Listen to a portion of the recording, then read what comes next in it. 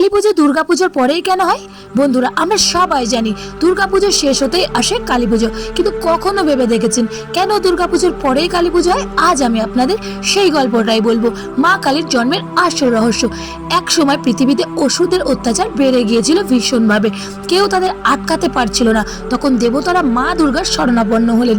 দেবী তখন ক্রোধে নিজের ভ্রুকুটি থেকে এক ভয়ঙ্কর রূপ সৃষ্টি করলেন, সেই রূপই মা কালী। তিনি ছিলেন কালো রঙের, চোখে আগুনের মতো দৃষ্টি, গলায় খুলিমালা, হাতে তলোয়ার। অসুরদের বিনাশের জন্য তিনি ছুটে গেলে যুদ্ধক্ষেত্রে একে একে সব অসুরদের বধ করলেন, কিন্তু তার ক্রোধ থামছিল না। রক্তের নেশায় ধ্বংস চালিয়ে যেতে লাগলেন। পৃথিবী কেঁপে উঠল, দেবতারা ভয় পেয়ে গেলেন। তখন মহাদেব অর্থাৎ বাবা ভোলানাথ তার প্রিয় স্ত্রীকে শান্ত করতে এক আশ্চর্য কাজ করলেন। তিনি নিজের শরীর মাটিতে শুয়ে দিলেন। যখন মা কালী ধ্বংসযজ্ঞ চালাতে চালাতে মহাদেবের ওপর পা রাখলেন, তখনই তিনি চমকে উঠলেন। দেখলেন তিনি নিজের প্রিয় স্বামীর গায়ে পা রেখেছেন। লজ্জায়, ভয় আর বেদনায় প্রশমিত হলো। মা শান্ত হলেন।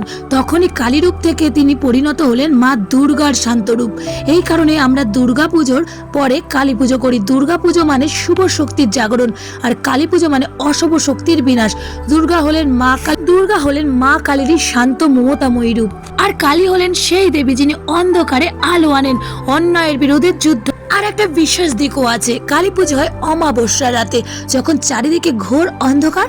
মা কালী সেই অন্ধকারে আলো হয়ে আসেন আমাদের জীবনে। তাই আমরা ওই রাতে প্রদীপ জ্বালিয়ে তাকে আহ্বান করি, যেন তিনি আমাদের অন্ধকার মন থেকে সব দুঃখ, ভয় আর অন্যায়কে দূর করে দেন। শেষে একটা কথাই বলবো, মা কালী শুধু ধ্বংসের প্রতীক নন, তিনি সৃষ্টি ও মমতারও প্রতীক। তাই আসুন আমরা কালী পুজোয় সবাই মিলে। একটা কথা তো বলাই হলো না তোমাদের, আমি কিন্তু এই ঠাকুরগুলো দেখতে গিয়েছিলাম হেলেঞ্চাতে। তো কেমন লাগলো?